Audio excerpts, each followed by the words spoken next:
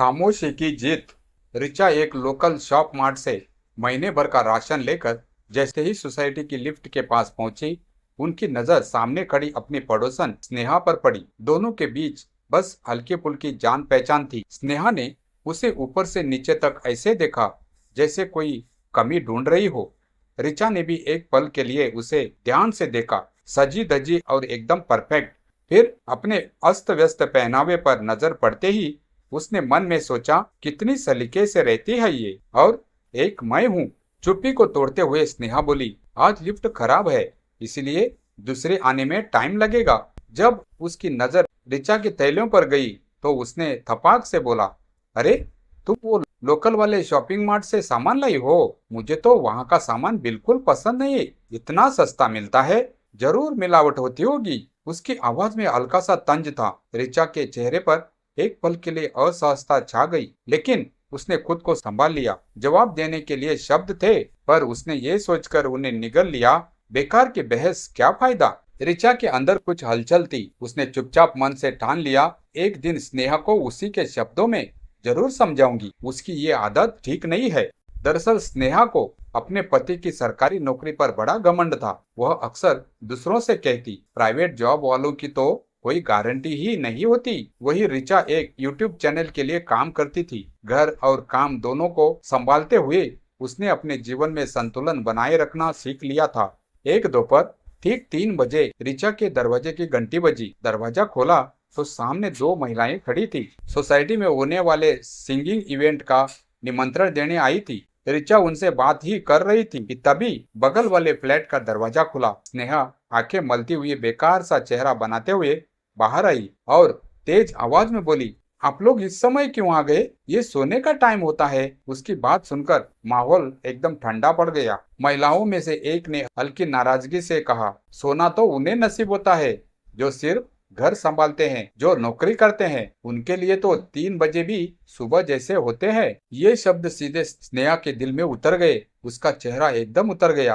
पहली बार उसे लगा, क्या सच में मेरी दुनिया इतनी सीमित है? एक पल में उसका आत्मविश्वास अपने आप से सवाल करने लगा था। ऋचा सब कुछ देख रही थी। यह वही मौका था जिसका इंतजार वह कर रही थी। चाहती तो एक ताना मारकर उस दिन का हिसाब बराबर कर सकती थी, लेकिन उसने मुस्कुराकर बेहद सहजता से कहा, अरे ये तो कहने की बात है, मैं भी काम के बीच मौका मिलते ही सो जाती हूँ। उसकी बात में न कोई दिखावा था, न कोई तंज। स्नेहा ने उसकी तरफ देखकर कहा, उस दिन शॉपिंग मार्ट वाली बात के लिए सॉरी, मैं थोड़ा ज्यादा बोल गई थी। आज तुम्हारे पास मौका था मुझे जवाब देने का, लेकिन तुमने ऐसा नहीं किया। तुमने मुझे समझने की कोशिश करी। इतना कहते ही उसकी आवाज भर्रा गई। ऋचा हल्के से मुस्कुराई और बोली, कोई बात नहीं, हम सब सीख ही तो रहे हैं। एक पल की चुप्पी के बाद ऋचा ने हंसते हुए कहा, चलो अब मैं भी 1 घंटे की नींद ले लेती हूँ। स्नेहा भी हंस पड़ी। दोनों अपने अपने घर लौट गई। ऋचा जैसे ही अंदर आई, उसने थैले एक तरफ रखे और सोफे पर बैठ गई। बाहर की छोटी सी घटना ने उसके मन में हल्की सी शांति भर दी थी। आज उसे लगा कि हर जवाब शब्दों से नहीं, व्यवहार से दिया जाता है। उधर स्नेहा अपने घर के दरवाजे के पीछे टिकटक कर खड़ी रह गई। उसकी आंखों के सामने बार बार वही दृश्य घूम रहा था, उसका ताना मारना और फिर ऋचा का शांत जवाब, मैं इतनी कठोर कब हो गई? उसने खुद से पूछा।